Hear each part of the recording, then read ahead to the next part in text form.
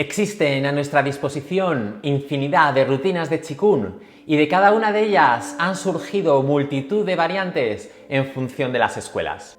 Esto nos puede plantear una pregunta.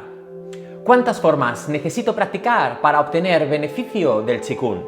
Buenas, soy Javier Arnanz y en este vídeo vamos a hablar de cuántas formas realmente necesitas saber. Lo primero que tenemos que tener claro es que más importante que la cantidad es que las formas que practico satisfagan un objetivo. No se trata de practicar muchas formas, sino de realizar las que mejor se adecúen a nuestras necesidades. Haciendo una revisión de mi currículum técnico, me he dado cuenta de que en estos momentos yo trabajo 18 rutinas diferentes de Qigong. Si las agrupo en grandes temáticas, podría dividirlas en tres: las que son específicamente de Qigong para la salud, las que buscan desarrollar habilidades marciales y las que se pueden englobar en ambos campos. ¿Realmente necesito conocer tantas formas? Bueno, mi caso es un caso especial porque como profesor, por supuesto, sí. Debo tener recursos para poder enseñar a mis alumnos las formas que más se adecúen a sus necesidades. Pero como practicante, ¿cuántas son las formas que de verdad uso para mi práctica personal? Vamos a centrarnos primero en el Qigong para la salud. Todas las formas de Qigong para la salud tienen en común la búsqueda del mantenimiento y mejora de la salud y el bienestar a través de movimientos suaves con estiramientos más o menos pronunciados. Cada una trabaja desde un foco diferente, pero al final, cuando las comparas, puedes encontrar muchos elementos que son comunes y muchos ejercicios que son relativamente similares. Al final, el cuerpo que tenemos es el mismo y la manera de estirar y movilizar las articulaciones va a ser similar. Lo ideal para este grupo de formas es encontrar la que mejor se adecúe a nosotros, y eso solamente podemos saberlo mediante la práctica. El objetivo es encontrar tu rutina, pero para eso has tenido que poder experimentar con varias. Si no probamos diferentes rutinas, no vamos a poder saber si no hay algo por ahí que nos va a venir mucho mejor. Solo después de cierta experimentación podemos encontrar esa joyita que nos podrá acompañar en toda nuestra vida.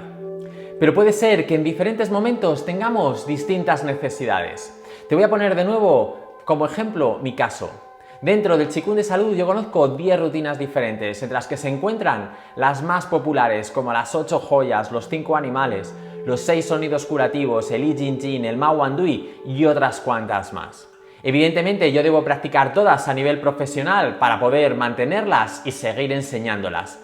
Pero las 8 joyas, el Pad Wan Yin, es sin duda la que mejor me sienta y la que debo hacer todas las mañanas para poder poner mi cuerpo en marcha.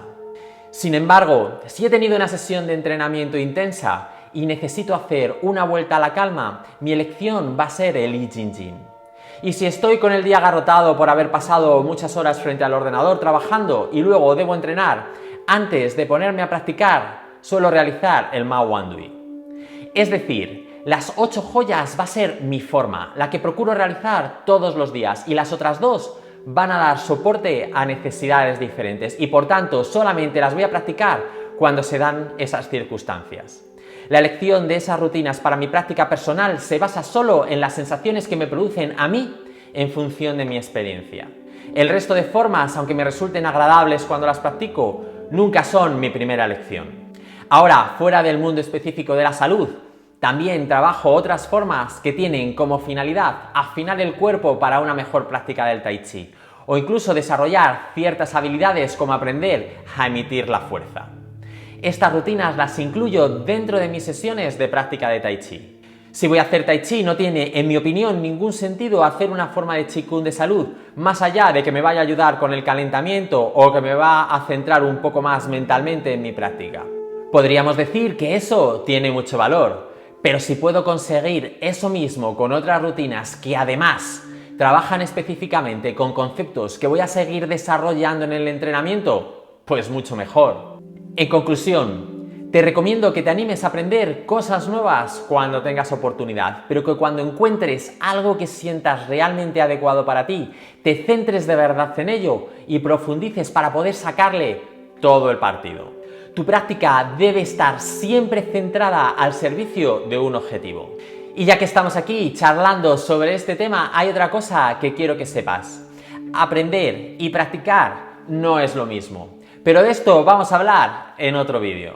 Mientras tanto, me gustaría saber cuántas formas de Qigong has aprendido y cuáles practicas de verdad. Déjamelo abajo en los comentarios. No olvides darle al me gusta y suscribirte para no perderte nada. Además, puedes ver más vídeos que van a reforzar tu práctica del Qigong o directamente ver este vídeo. Nos vemos por aquí en otro vídeo.